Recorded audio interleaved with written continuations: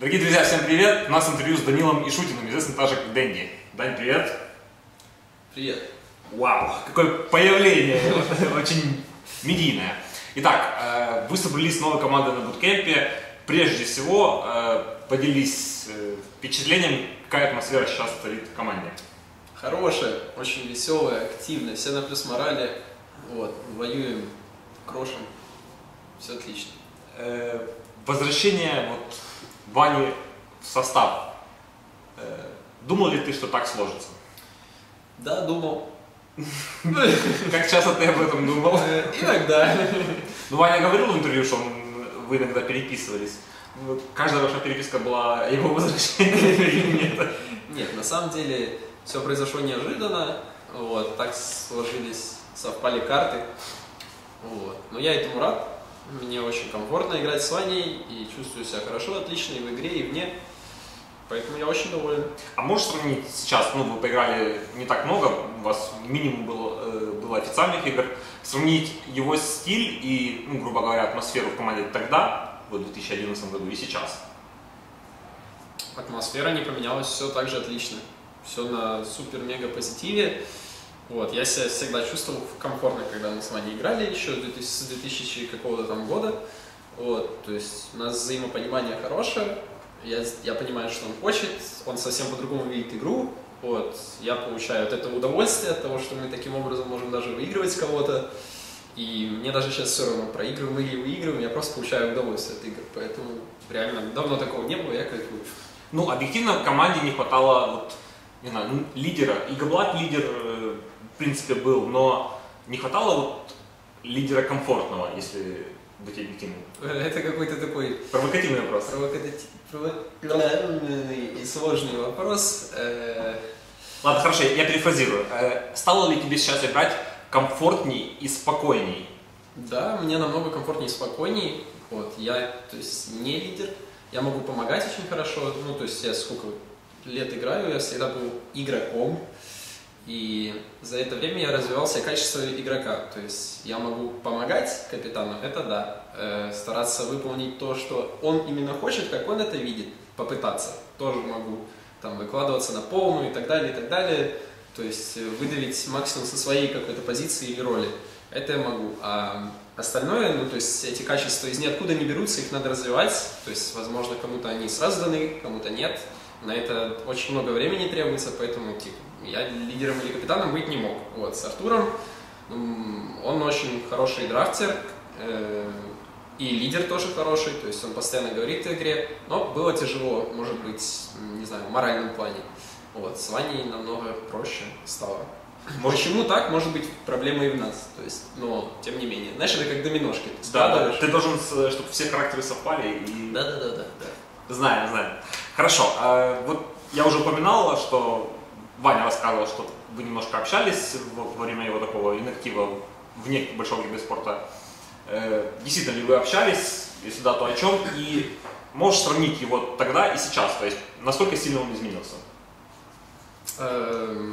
Я думаю, изменился он только повзрослел, потому что время прошло. Вот. Значит, собственно, только в лучшую сторону. Не вижу каких-то изменений в негативную сторону. Мне, говорю, реально по кайфу. Вот. Хорошо. Это вкратце. У нас быстрое интервью, потому что у вас сейчас скоро официальная игра, поэтому мы не будем очень сильно тебя мучить. Но вопросов у меня еще есть много. Нравится ли тебе сейчас агрессивный стиль игры в доту, который пропагандирует, по сути, Ваня? Водички? Нет. Хорошо. Агрессивный стиль игры в доту пропагандирует. Очень интересное заявление. У нас на самом деле собралось очень активные игроки, агрессоры, и поэтому нам очень удобно таким образом играть. Мы пытаемся навязывать как-то свою игру, хотя мы только начали, мы особо еще не играли, говорить о чем-то рано. Мы очень мало стратегий попробовали. То, что пробовали, в принципе, все более-менее получается. Нравится ли мне это? Да, очень нравится. Я реально получаю нереальный кайф от того, что происходит. И мне, я же говорю, все равно, проигрываем мы сейчас или выигрываем, просто получаю удовольствие от игр. Мы навязываем свою игру и давим соперников, а они подстраиваются под нас. Я от этого всегда получал удовольствие, но уже этого не было, да. Круто. Во времена, еще вот, как только был первый International, Ваня считался одним из лучших капитанов не знаю, вселенной. Как думаешь, сейчас удастся ли ему вернуть этот титул? Время покажет. Я думаю, что все реально. Хорошо, давай поговорим о Санейко. Вселенной. Давай. Санейко, как он сейчас влился в коллектив? Ну, мое впечатление со стороны, немножко замкнутый, но в игре он раскрывается. Как тебе комфортно с ним играть? Да, он очень позитивный, спокойный, адекватный, очень прошаренный в доте. Он тоже по-своему ее видит, но его знания и видения, они очень-очень сильно развиты. В сравнении с сколько игроков, то есть я переиграл, с кем я не ожидал реально такое, что вот так раз молодой парень и так, ну то есть видит игру, то есть очень жестко. Поэтому это как, я говорю, уже всем рассказываю про Санейко, диамант в поле, ты шел по полю, типа, ну травка, опа, диамант лежит, подобрал, Санейко, ага. А чья была идея его привлечь? Кто искал диаманты? Я уже не помню, если честно. Ванскор, наверное? Сейчас подумаю. Да нет, вроде. Ты. Я не помню, все, не спрашивай. Ладно, хорошо. В игре я заметил, что Санейко очень часто дает очень много информации, и по сути может показаться, что он неформальный лидер, или второй капитан, или первый капитан даже. Как с этим обстоят дела? Он руководит игровым процессом в игре? Да, и в этом только позитив, потому что чем больше хорошей информации, толковой, отборной, тем лучше твоя команда будет играть. Когда команда молчит, все молчат, это плохо. То есть капитан за всем уследить тоже не может. Соответственно, если каждый игрок вносит свой вклад, кто-то больше, кто-то меньше, кто-то уделяет больше времени микро, кто-то макро, соответственно, там суппортам проще макро уделять, потому что они больше по карте передвигаются, у них больше свободные, развязанные руки в этом плане. Вот. И он это использует очень круто, он просто молодчинный, я в этом ничего плохого не вижу, только хорошее. Вот Ваня, когда надо, тоже говорит, соответственно, получается очень неплохо. Может, у них там иногда бывает, так как только мы начали, то есть какие-то там, один говорит одно, потом другой перебивает, говорит другого, но так тоже должно быть. Это абсолютно нормально, то есть когда там Акбар что-то предлагает, Ваня его перебивает, говорит, это действие, нет, мы там идем, мы идем под фонтан, идем, значит, мы идем под фонтан. Вот, в этом только позитив. Но сейчас, в принципе... У нас так было и в предыдущих командах, раньше, там, когда мы с Климентом играли, еще что-то. Когда есть доверие, ты имеешь в виду... Что несколько человек всегда что-то делали. А потом это пропало? Ну, да нет, вроде всегда, то есть все стараются принимать участие, но когда моральный фон проседает, когда все на негативе или еще что-нибудь, тогда в основном люди замыкаются, молчат, чтобы не конфликтовать, вот, ну и тогда, соответственно, мы все проигрываем. То есть последние недели до того, как к нам пришел Акбар, там, Арстайл, Фаник, мы сидели, реально все молчат. И ты должен вроде как что-то говорить. Команда интровертов. Да, ты что-то говоришь, и вроде как бы пытаются люди выполнять, или иногда вообще тупо не выполняют, игнорят, идут в другую сторону, там, ну в таком стиле. Понятное дело, мы все проигрывали. Но это вопрос вот такой проактивности инициативы, да? Ну да, наверное. Я же говорю, это очень важно, чтобы каждый проявлял инициативу сам. То есть, потому что у людей очень какое-то скованное понимание, вот особенно, наверное, у зрителей, никто не понимает, что такое лидер или капитан. Все думают, что это человек, который должен постоянно говорить, мол, все команды он дает, каждому говорит, что делать, но это вовсе не так, потому что каждый сам знает, что делать, а если кто-то не знает, что делать, значит, он уже не заслуживает места в команде, банально. Вот, соответственно, каждый может проявлять инициативу, каждый может что-то предлагать, а капитан, он, вот, если есть спорный момент, он может надавить на нужный. Вот, и ты, то есть, бывает такое, что, допустим, 5 правильных действий или 100 правильных действий, но ты не знаешь, какое из них самое правильное. И ты пока не попробуешь каждое, ты не узнаешь. Соответственно, лучше выбрать какое-то одно и давить на одно все вместе, чем взять несколько и давить на половину туда, половину туда. Соответственно, если есть капитан, то вот когда он что-то говорит, то вы давите на одно все вместе. Вот. Вот это, наверное, действие капитана. А так все должны проявлять инициативу. Если этого кто-то не делает, значит человек просто слабый. Вот и все. Интересно. А вчера буквально, или позавчера уже, вы проиграли квалификации на Red Bull Battleground, проиграли команде Дреда. Я знаю, что ты немножко опасался, это так? Опасался, да, он у нас очки на лиге отбирал. Объясни, почему? Ну, ты знаешь, заходишь на лигу играть, тут трехглавый дракон вылетает, 3 вала, 4 ринга защиты. Ты как бы теряешься, куда бежать, что делать. Хорошо, ну а вне лиги, на квалификациях вы очень хорошо... Да нет, мы просто хотели сыграть со всеми, вот, со всеми СНГ командами, чтобы проявить себя, посмотреть на свою силу сами. Вот. В принципе, все адекватно.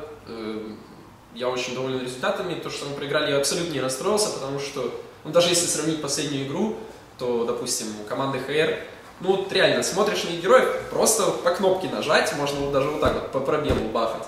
То есть едет Дуза, по сути, ты все, нажал вперед райт-клик, она стреляет. Он мне нравится. Дал РПЛ стоит сзади с аганимом, ждет, как бы ему надо ульту тоже нажать. Кто там у них еще? Найтсталкер бегает, дает вижен. Все, то есть вот просто вард ходящий. Там, ну, пробежал кому-то там, сайленс, войд туда-сюда. Шейкер, развязанные руки, Найтсталкер не дает вижен врагу, плюс дает вижен тебе. Когда хочешь, тогда прыгаешь. Ты король. Все, король тимфайта. То есть кто-то там пятый. А у нас там тайминги, увороты, туда-сюда, что-то позиции выбирай, там этого контроль, диффузами рэпл сбивай, линку про контроль, там на того обязательно сайленс, того словить, подловить, пробелы, там ночь началась, там день, пробел там 20 секунд, за эти 20 секунд заходим на хайграунд, там, короче, полный экшен творится, и мы, ну, то есть, в принципе, могли и выиграть игру, то есть я, ну, понятное дело, что мы сыграли далеко не чисто, у нас было тоже много ошибок, но, мне кажется, у врага была просто намного проще стратегия, вот. Ну, мы сами виноваты, что проиграли, но я доволен нашим результатом. Ну и пик, в принципе, у них был лучше. То есть можно сказать, что они вот в финальной игре вас аутпикнули? Не, нельзя. Пиком выиграть можно любым. Это, кстати, вот и Ваня так считает, и я с ним полностью солидарен. Поэтому это, опять же, отмазка для слабых. Бывает, что пик проще, что пик сложнее. У нас был, возможно, сложнее, можно сказать так. Давай поговорим, так вот, пришел менеджер, наверное, контролировать. Привет, менеджерам. Эй! Давай поговорим. Тихо, интервью идет. Водички хочешь? Я также ответил, потому что нормально. Что это? Может, кстати, между мной и задание. Нет. Желание. Все, продолжаем. Задание заживаю. Вопрос. Давай поговорим о том периоде, когда ты был капитаном. Насколько чувствовал ли ты на себя ответственность какую-то за действия других игроков? И насколько это вообще было сложно? Было очень сложно. Капитаном вообще быть сложно, если тебе не доверяет полностью 4 человека, не делают все, что ты говоришь. То есть полностью, безотказно, даже если ты не прав. Тогда это работать никогда не будет. Вот, у меня был примерно такой случай. То есть полностью меня никто не слушал. Ну, то есть кто-то меня слушал, кто-то не слушал, периодически или менялись. Вот, то есть это уже изначально работать не могло. Вот, я очень сильно расстраивался после поражений, я старался готовиться, импровиться, но опять же, я говорю, то есть чтобы, то есть все сразу всем не дано, и какие-то качества надо развивать, на это уходит много времени. То есть если даже посмотреть на капитанов сейчас топовых там команд, сколько лет они уже играют в доту и капитанят, очень много, то есть каждый в принципе. Вот, ну может есть какие-то исключения, но опять же я говорю, то есть кому-то качество сразу даны, кому-то нет. То есть эти качества развиваются. Когда ты только сел и пытаешься что-то делать, ну, само собой, у тебя будет не получаться. Вот. Хотя я старался. Вот. Расстраивался очень сильно, еще раз говорю, после каждого поражения. А у тебя поменялось какой-то вижен в плане того, как капитан пикает, как нужно реагировать на пики? Ну, то есть, вот, просто изменился ли ты сейчас как игрок после того, как ты был как капитан? Ну, я поднабрал опыта, я всегда стараюсь везде черпать базу знаний там, тут. То есть, чем больше полезного, тем лучше, правильно? Гайды на ютубе читаешь, ну, смотришь, да? Ну, недавно смотрел гайд на Найтсталкера, там с поширком такой бежал, чик-ширик туда. Говорит, аганим не собирайте, полная поплава. Топ-1 Найтсталкер дота бафа. Баша, мом, криты. Идет и просто по тысяче налепливает. Кого зацепил, не уходит. Он говорит, почему Баша? А знаешь, почему Баша? Почему? Ты даешь войд человеку. И что делает обычный человек после войда? Телепортируется. А тут Баши. Вопросы есть, Лёв. Логично. 25%, и ты в таверну как бы телепортируешься. Интересно, кто делал этот гайд? Какой ты топ-1 дота бафа на Сталкера? Какие вопросы? Понятно. Уже сегодня вас ожидает матч в рамках ESL квалификации против Team Tinker. Успели подготовиться? Будут ли какие-то... Что ты смеешься? Ты менеджер, да? Серьезно. Вопрос про подготовку. Хорошо. Окно открыто, между прочим, да? успели ли вы... Да не закрыть, а в плане выйди туда. Да, интервью. Успели ли вы подготовиться и будут ли какие-то наработки? Да. Team Tinker, ESL, наработки. Против есть, Team Tinker берем Тинкера. Да. Не знаю. Время покажет. Мы совсем чуть-чуть подготовились, то есть времени мало. Я не расстроюсь, если мы проиграем. Нет, вернее, я расстроюсь, но смотря как мы проиграем. Я надеюсь, что мы выступим хорошо. Вот. Хорошо. Давай поговорим о саммите. В прошлом году многие были недовольны политикой или компанией, которая проводится организацией или другими командами. Как в этом году ты относишься к голосованию, к предвыборной кампании вашей организации? Я, если честно, то мне не нравится вся эта тема с голосованием, то как туда должна попадать команда и так далее и тому подобное. Вот. Но раз уже она есть, то моя организация, конечно, молодцы в этот раз, да, стараются, что-то делают, умнички вообще, я им благодарен. Вот, мы будем тоже подтягиваться, я надеюсь, к уровню нашей организации, да, вот. Вообще, то есть большинство людей на самом деле даже не понимает, как, ну, то есть, что за Redemption Vote, да, то есть к чему он сделан. То есть, если там говорят, вы там недостойны, вы там играете плохо, зачем мне за вас голосовать, я лучше за этого проголосую и так далее. То есть, это абсолютно право каждого, за кого голосовать, абсолютно верно. Нравится какая-то команда, голосуй, нет проблем. Вот, но если бы делали именно самым достойным командам по уровню игры, допустим, это голосование, тогда бы мы даже бы участие там не принимали бы участие все те, кто проиграл в последнем раунде игры, правильно? То есть в последнем раунде квалификации в каждой там Азия, Европа, Китай, да? Вот, соответственно, а мы проиграли чуть ли не в первом раунде, да, слетели. Вот, и мы есть голосование. Соответственно, голосование сделано не для самой там сильной команды или еще как-то, а для самой любимой команды, ну, раскрученной, можешь как хочешь называть. То есть, если вам кто-то нравится, вы за него голосуете. То есть, команда, за которую вы болеете, там, поддерживаете и так далее. Вот, это, ну, в принципе, нормально. Вот, и многие этого не понимают, все считают, что вот, по-другому. Ну, Ваня Арсенал говорил тоже, это достаточно нечестно по отношению к хорошим командам, у которых нет большой фан-базы. Все верно, да. Но... Так и есть. Хорошо. Ну, видишь, для этого он и сделал Redemption Vote. То есть туда отправляют не ту команду, которая самая сильная, к примеру. Потому что, ну вот... Ну ты же понимаешь, здесь еще элемент маркетинга, больше люди голосуют, покупают компедию. Ничего не понимаю. Так что подойдешь. Объяснишь потом. Есть менеджер, он объяснит. Хорошо. Хвост пообещал за каждую смерть в первом матче на саммите пить по стопке рыбьего жира.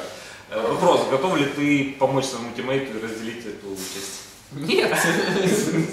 Почему? Как же команда... Ты видел этот вообще мувик, как Сардара ему...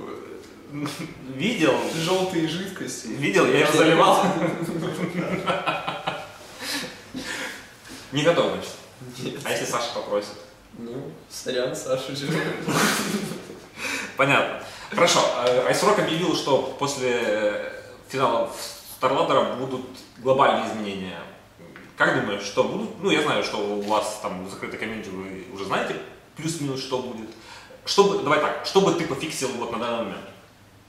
Что бы я пофиксил? Там много всего, если честно, по чуть-чуть. Вот, мне много всего не нравится. Но я жаловаться не хочу, потому что люди потом опять будут говорить, да он только жалуется, он ничего вообще, вместо того, чтобы играть и подстраиваться, он только жалуется. Поэтому я лучше не буду ничего негативного говорить. Но могу вкратце сказать, то есть я бы сделал больше, чтобы зависела победа твоя от твоего скилла, чем от чего-либо еще. Вот, потому что сейчас она от скилла намного меньше стала зависеть после последних изменений, чем раньше. Вот, это мне не нравится, потому что более слабые команды могут выигрывать, там сидит какой-то чувак вот так вот, бум-бум, головой по пробелу, и что-то он выигрывает. Вот, а какой-то сидит, там все кнопки жмет, старается, и он проигрывает. Несправедливо, мне кажется. Ну, с одной стороны несправедливо, с другой стороны, может быть, уже подступает тот момент, когда ты чувствуешь, что... Превращает Доту в League of Legends? Нет. Нет. Ай. Может, ты ощущаешь уже, что молодые игроки, которых стало слишком много, и которые вот врываются в киберспорт, они дышат. Разваливаю любого на линии. Загружаешь шипей и смотришь. Ну, вопрос есть? Вообще удивил ответ. Давай. Хорошо. Опять-таки, вопрос о молодых игроках. Можешь кого-то выделить из тех, кто вот проникает? Кому удается проникнуть? Проникает. Ну, Акбар, Санейка. Все. Проникает. Куда? Что? Куда? Куда? Подожди, ну сейчас я еще подумаю. Так, молодые. А кто молодой вообще? Самуил. Сумаил, да, молодой, да. Проник. Уже там. Слушай, по-моему, Еще есть кто? по-моему, это из серии Нави Вес очень сильная команда, нет? Да, кто там? Ну, молодые, кто еще? Энви молодой? Ну, Да молодой, конечно, молодой. молодой. Молодой неопытный. Хорошо, Йоку. Проникает, да. Ой, еще один молодой. Да, проблема на самом деле молодых, особенно сейчас, очень важная. Ее уже даже кто-то озвучил, то, что если когда молодой побеждает, чик-чирик, сразу эго, опа, чик, скачок такой, знаешь, за тобой все следят, смотрят, ты красавчик, все, непобедимый воин, убийца, да, как Андрей. Правильно? Мгм. Да, Андрей. Хотел сказать Олег, но... Ну тут Андрей сидит. Как бы, да. Так вот. Между двумя Андреями можно загадать загадание. Ладно. Хорошо, давай. Подожди, вот, подсекивает эго, и это очень большая проблема, это разваливает команды. Повышенное чувство собственной важности. Честно. СВЧ. Печь. Микроволновая. Да. Все верно. Хорошо. Получил А это нужно как бы опускать дело, потому что все равны, и в команде от каждого зависит все ровно на 20%. Если ты так не считаешь, то ты уже никогда не выиграешь каких-то глобальных турниров. Вот, разве что где-то пропрешься. Понял. Нет, спасибо, на самом деле, за ответ. Следующий вопрос про Фобоса. Так.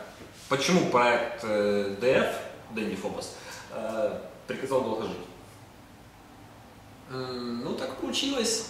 У меня нет никаких, то есть, негативных там чувств. И мне не нравится, когда люди плохо пишут об этом, вот, потому что на самом деле Саша очень хороший человек. Вот, он себя просто, ну, то есть у него такой период, возможно, в жизни был очень сложный, ему приходилось вот выбирать между том, где ему играть. Вот. Сомневался. Он сомневался, он принял такое решение, я его абсолютно поддержал как друга, то есть ему там морально лучше, чем сейчас здесь, и, возможно, это лучше для и той стороны, вот. Ну, время покажет, возможно, и нет, но раз ему там лучше, то я только буду за него рад, если он себя будет чувствовать комфортно и показывать там хорошие результаты. Вот. Поэтому я не понимаю, почему комьюнити так на него там плохо высказывается иногда или обозлилась, потому что это неправильно. Вот. Он абсолютное право имел выбирать, решать, то есть это же все-таки его линия жизни и так далее. Ты читал его блог на сайте Virtus.pro, согласен ли ты? Читал, нет? Не помню. Не читал. Ну, ты согласен с тем, что вот Согласен, да. с его обоснованием для того, почему он ушел? Ну, наверное, я не знаю. Что там? Ну, почему, наверное? Если он говорит, что, допустим, Хвост плохо играет, меня это не устраивает, ты с этим согласен? В его понимании, возможно, там Саша где-то не доигрывает. В моем понимании Саша лучший игрок, типа, среди керри, по крайней мере для меня. Вот. Я это видел, то есть вижу и продолжаю видеть. Он этого не видит. То есть у каждого свое видение игры, и в этом, то есть, нет никакой там вины или еще что-то. То есть это его дело. Правильно я понимаю, что у вас дружеские отношения остались? Конечно. Хорошо. Будем заканчивать интервью. Один из таких вопросов. Какие ближайшие турниры вы вот собираете посетить, которые вы точно знаете? Это вопрос не про International, потому что, ну, понятно, что непонятно, как уже будет. Да нет, ну, как попрет, вот, вкратце. Мы хотим участвовать везде и как можно больше, потому что мы только собрались, то есть люди почему-то все время, вот ты только собираешься, да, у тебя новая команда, новых 5 человек, неважно, что там раньше играл кто-то другой, потому что каждый это 20%. И когда ты собираешь эти доминошки, это абсолютно разная картина. Вот, и ты вроде как вот только вот отсюда у тебя идет старт, а тебе люди припоминают, а вот ты вот тогда проиграл, там тогда ты играл, тоже проиграл, да вы тут уже сколько проигрываете подряд месяцев, ну другая команда была, о чем речь вообще идет? Ну, то есть все заново. Конечно, все заново, поэтому мы хотим этой командой развиваться. Чтобы развиваться, нам нужно ездить по ланам, участвовать на большом количестве турниров, потому что это все опыт. То есть у кого-то он меньше, у кого-то он больше, но это в любом случае надо качать. Вот. И мы хотим участвовать в как можно большее количество лан-турниров, соответственно, будем стараться попасть на все. Ну, я слышал инсайдерскую информацию, что на Red Bull все-таки можете поехать, потому что у ХР могут возникнуть проблемы с визами. Первый раз такое слышу. Ну, знаю теперь, что вы, возможно, поедете, если все у ХР не сложится. Но, как ты относишься к тому, что вот команда, знаешь, опять-таки, она не выигрывает, но все-таки едет на турнир? По сути, это как бы глобально нечестно. Почему нечестно? Очень даже справедливо. Нефиг дузу пикать.